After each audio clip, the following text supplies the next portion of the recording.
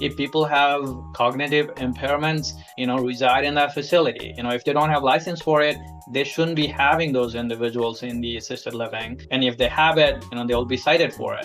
They are complying with the regulations that are meant to protect the older individuals from potential problems with their, safety and quality of life.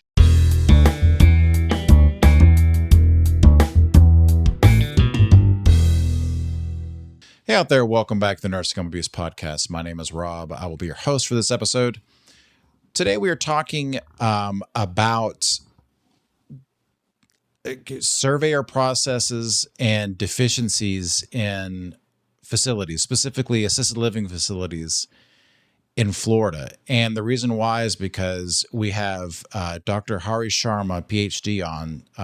He wrote a fantastic article called The Prevalence and Persistency of Deficiency Citations in Florida Assisted Living Facilities. And that sounds dry, but for nerds like me, it's interesting. And he has a lot of good points that have come through from this article, like his kind of what his research has found. So we're going to have an excellent conversation with Hari about the surveyor process and, how that process can be improved and kind of why it's there in the first place in reality. So stick around for that. All right. But before we geek out on data, it's time for the nursing home regulation question of the week. And it's another opportunity for you to pretend like you're going to participate, but you're not, but to win a Nursing Home Abuse Podcast mug. How do you do that, you might ask, or you might not ask? I'm going to tell you anyway. You're going to go to @JusticeForResidents on TikTok. Again, that's TikTok. Our handle is @JusticeForResidents. You're going to look for the question of the week video, which will be a thumbnail that has watermelon on it. You're going to comment your answer to the Nursing Home Abuse Podcast question along with your favorite fruit. My favorite fruit is and has always been the watermelon. I love watermelon juice.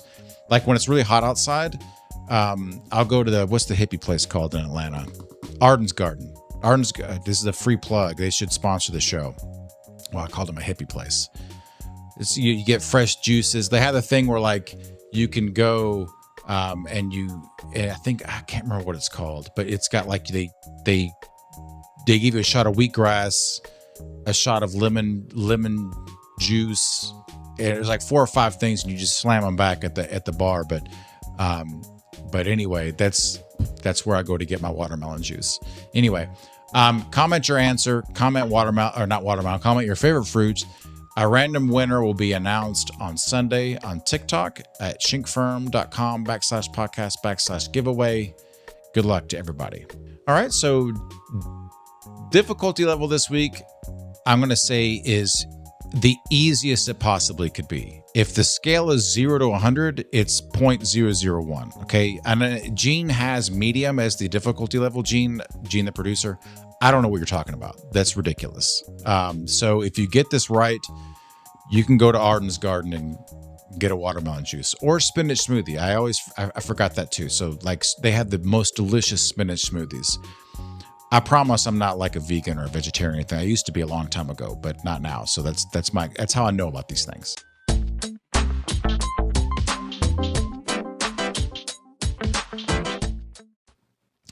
Under 42 CFR 483.60, which are the qualifications to be a dietitian in a nursing home?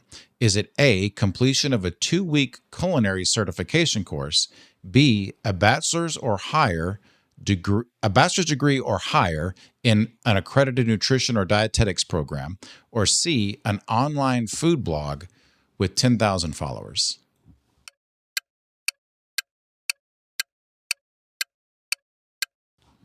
And that answer clearly is B. To be a dietitian in a skilled nursing facility in the United States under 42 CFR 483.60, you have to have at least a bachelor's degree in nutrition or dietetics from an accredited school.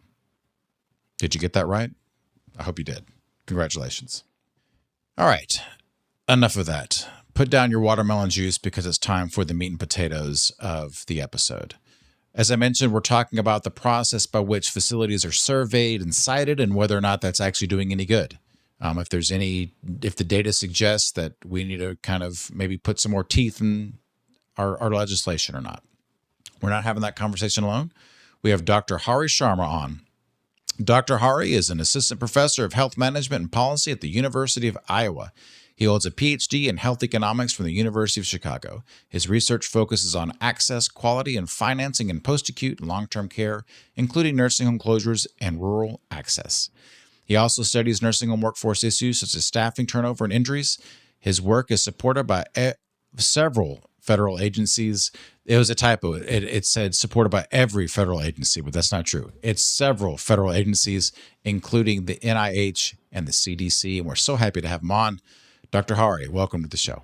Thank you. So the first question that I have for you before we kind of get into the nuts and bolts of your research is, when we say a deficiency citation, what are we actually talking about? What is that? So every healthcare provider has to follow a set of rules and regulations, and these might be at the federal level or at the state level.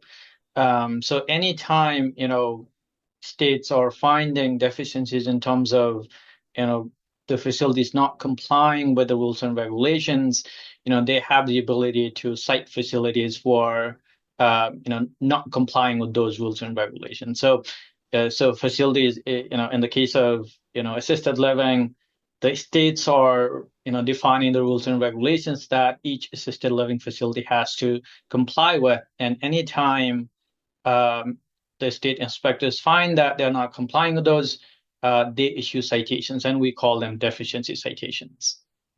And you mentioned a surveyor or an investigator, but who are these people? Like, typically, I guess for Florida, who are these individuals that are going and looking into whether or not a Florida regulation in an assisted living facility has been violated? Yeah, so they have in Florida, it's under the Agency for Healthcare Administration, and they have a division of health quality assurance, and they are responsible for licensure and regulations of facilities. So the inspectors are part of the state agency, and sometimes some of these individuals could be employed by the state. Sometimes they could be third party contractors that do the survey of the healthcare providers. So it could be a different set of individuals that might be inspecting these facilities, depending on how the state chooses to organize some of these things. But overall, they are trained to look into whether the facilities are complying with the rules and regulations, and they should be issuing citations based on the compliance history. How often are these surveyors going to assisted living facilities in Florida to inspect what's going on? Is this just something that's like once or twice a year? Is it when somebody calls them to come? So it could be a combination of things. So they have set rules in terms of how frequently these facilities are to be inspected, and that depends on the type of facility, the compliance history of that facility, right? So typically, every assisted living facility has to be inspected every 2 years. But then if they have certain kind of licenses, they're caring for more sicker individuals, they might be inspected a little more frequently. If there is a complaint, then these inspectors are supposed to go in and review the evidence regarding the complaint as well. So again, this minimum is every 2 years, but there could be more frequent citation or inspections, depending on whether there is a complaint or they're providing more care for residents, so that means they need to be surveyed more frequently. Can you tell us again, before we get into the kind of the substance of your research, but like, how did you get into researching assisted living facilities in Florida, deficiencies and things like that? Walk us through kind of like how you got into that and what led you to the paper that we're talking about today. So I've been looking at nursing home quality for quite a while, for about over 10 years now. And, over time, one of the things that we've seen is, there's a lot of regulations with respect to nursing homes. And, these are regulations at the federal level, at the state level. So, uh, but what's happening in the US over time is, we're trying to get away from institutional living for older individuals. Now we're trying to see if we can provide them a little bit more home-like environment. So, we're encouraging individuals to live in assisted living, live in homes and communities. And it's to provide them a better home-like environment as long as they can. Uh, so, certainly we've seen, more and more people living in assisted living facilities and also getting home-based care. And I wanted to examine the type of, quality of care that's in these facilities, the level of inspections that happen, the type of deficiencies that are found, and whether facilities are complying with them in the true sense, right? So, you know, you'd expect that anytime you're cited for an issue, you fix it for that year, but you don't repeat it in the next cycle again, right? So, uh, typically, anytime state inspectors find deficiencies, facilities are required to fix it within a certain period of time. Now, the challenge is, what happens if they repeat it, right? So then, it depends on the type of violation they have. If it's, very serious violation, there's a potential that the facility would be terminated from the state license. But for the most part, for a lot of the things that they are cited for, that does not happen. So again, that's kind of how I got into this, and I'm kind of expanding my work more into assisted living and also, looking into adult daycare centers, which are also getting more popular with uh, both the policy priorities and also the preferences of, older individuals to kind of stay in the communities. What are some of the more common deficiencies that are related to quality of care that you saw in your research? So, in terms of residents, resident care, we frequently find issues around resident care, right? So, are they getting, the help with the ADLs that they need? Are they getting the medications on time, the appropriate dosing of medications? Do these facilities have, appropriate or sufficient staff? Right. So if they are providing, let's say, nursing services, it has to be a nurse that provides those services, not anybody else. Right. So, and if they are, assisting with, medications, it should be someone that is familiar with the medications. If it's an injection that they need, is someone, certified to provide injections to patients or residents in this case, right? So, a lot of the times the things we are seeing are, related to resident, care, related to, providing appropriate medications. We're also seeing a little bit more around, background check screenings that, these facilities are required to do. Especially in Florida, it's actually getting pretty stringent over time in terms of facilities required to undergo, background check process for potential employees.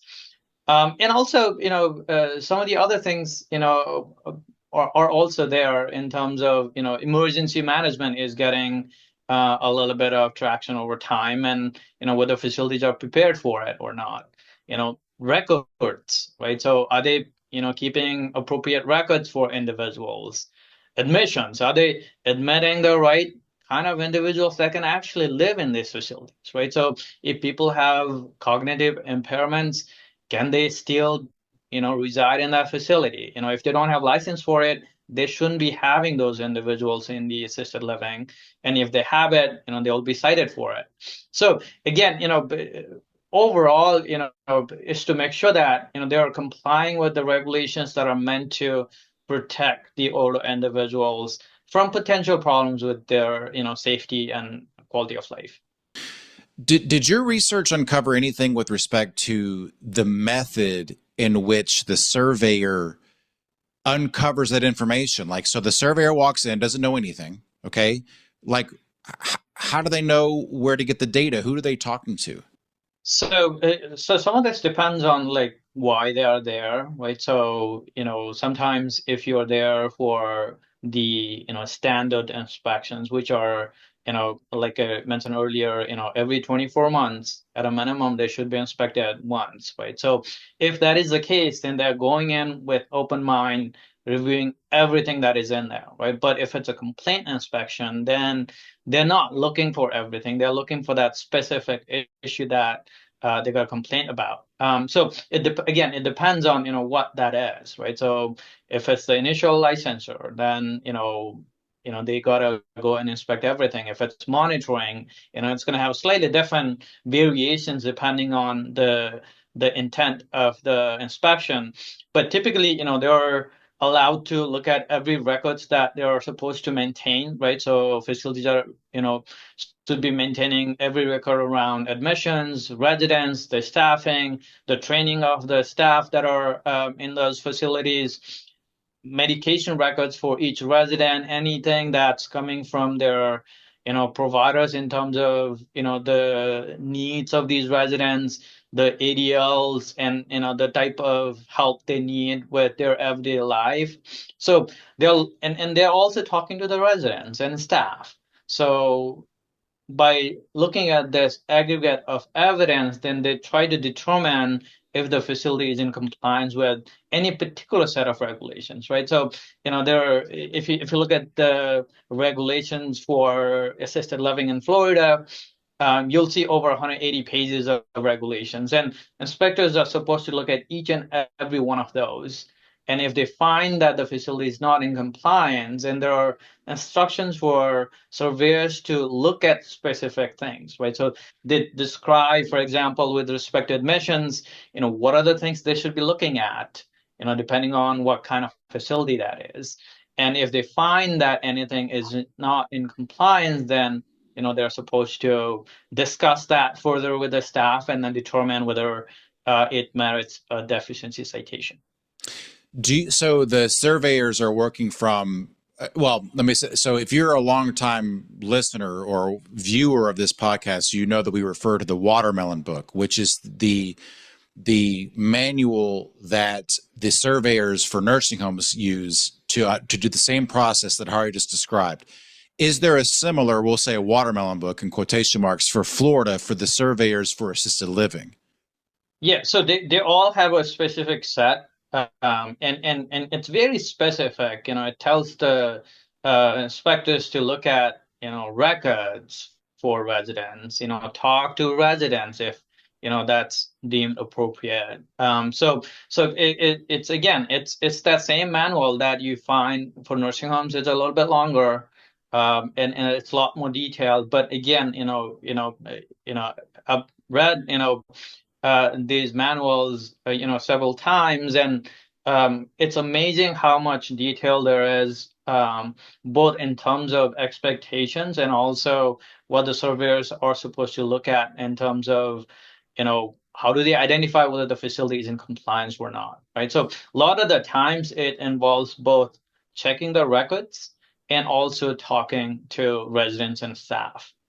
In your research, did you have anything, or did you kind of like, do you have an opinion now about trends with these deficiencies? Like, is there a certain, chain? No, I guess don't name any chains, but like, do you find any association between the citations and perhaps the ownership of the facilities? So I think one of the things that we do see often, and it's not limited to assisted living, is profit status definitely plays a role in the number of citations we see facilities having, right? So for-profit facilities tend to have higher number of citations, and that's true for assisted living as well as nursing homes more broadly, and not just in Florida, but it's across the board in the country. And part of the worry for us and also residents is is there a compromise with respect to quality because of profit incentive? And that's the one concern that I have. Doesn't mean like, all for-profit facilities are providing subpar quality of care, but maybe in some cases they are making these choices where, they are prioritizing a little bit more on the profit side than on the resident quality side. So with respect to ownership, that's one of the things that seen is, they are they tend to have slightly higher number of citations. And it's fairly broad in terms of where these citations are. It's across the board for the most part. After conducting your research, do you have any opinion about whether or not the survey or process itself could be better or not? Like, in other words, like, maybe the surveyor should be there for a longer period of time, like days and days and days, or maybe they should have access to more information, etc. I think my bigger concern is, what do we do once you find citations, and how does that change the structure and processes in that facility, following that survey. I mean, everybody makes mistakes, right? So, it's not the initial mistake, hopefully it's not like threatening to the residents and, it's still not a serious issue. But anytime there's a mistake that's found, our goal is to correct it and not make that mistake again. And so for that, I think the inspectors are doing a fine job in identifying issues that are in that facility, and they're required to correct them, and they are correcting them in that moment. But next year again, if you're getting cited for that same issue again, then it's inefficient, right? So one, we're wasting resources trying to get to the same issue again and again, and two, if they're not fixing it, then what are we doing it? Right. So, Theoretically, isn't it the case that if they're cited for something a second time or a third time or a fourth time, aren't there in Florida, isn't there like an administrative board that would cite them or fine them or things like that? Or is that just not happening? So some of these things depend on like the severity of the issue, right? So if it's, threatening the safety and quality of the resident, then they might be fined, $500, $1,000. But that's the other issue I was going to talk about is that these fines are just not enough to incent change, right? So if it's a major structural change that they're required to fix, then they're better off not fixing it and getting cited every time and paying the fines, right? So I think we want to approach it in from two different angles, right? One is enforcing regulations and making sure that the fines are enough to kind of incent these facilities to change their processes. And two, also thinking about ways to encourage them to do these things, right? So, is there an incentive that we want to provide to these facilities to improve quality of care? And part of it is also to do with the reimbursements, right? So, how much we are providing to these facilities to take care of residents, is that enough? And a lot of the times, especially with Medicaid and sometimes Medicare as well, it's hard for these facilities to provide quality care and staff them to provide quality care because there's just not enough resources. And that's the struggle that we have is, our facilities doing enough from their side, and two, are we providing them with enough resources to actually provide quality care to the residents? So it's a combination of those two things. In general, I think, Florida has done a decent job and kind of making some of these data sets public for, researchers like myself to look into quality of care, and I think, a lot of the other states should kind of follow that in terms of, making some of these data sets public so that researchers can look at the data, trying to understand the extent to which there are quality of care issues, and two, when we find something, it's on the policymakers to kind of address the things that we find to improve the quality and safety of these residents. The work that I did in terms of looking at deficiencies in Florida assisted living is one of the very few articles that are out there that I've looked at this issue.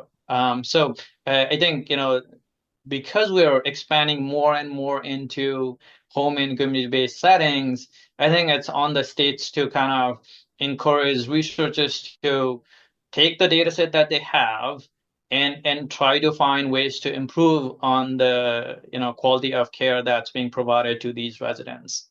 Very well said. Well, Hari, thank you so much for coming on the show and sharing your knowledge with us. Thank you, Rob. It was a pleasure to talk to you. Well, folks, I hope that you found this episode educational. If you have an idea for a topic that you would like for me to discuss, please let me know. If you have an idea for a guest that you would like for me to talk to, please let me know that as well. New episodes of the Nursing Home Abuse Podcast come out every single Monday. Be sure to enter to win the Nursing Home Abuse Podcast mug. Put your favorite fruit in, and almost 100% guaranteed you'll win. Not participate, and you can win. Just tell me that you want the mug, you'll get a mug, okay? Supplies, while supplies last, the supplies are infinite. So just let me know. And with that, folks, we'll see you next time. Thanks for tuning in to the Nursing Home Abuse Podcast. Nothing said on this podcast, either by the host or the guest, should be construed as legal or medical advice, nor is intended to create an attorney-client relationship between the host or their guest and the listener. New episodes for now are available every other Monday on Spotify, Apple Podcasts, or on your favorite podcast app, as well as on YouTube and our website, nursinghomeabusepodcast.com.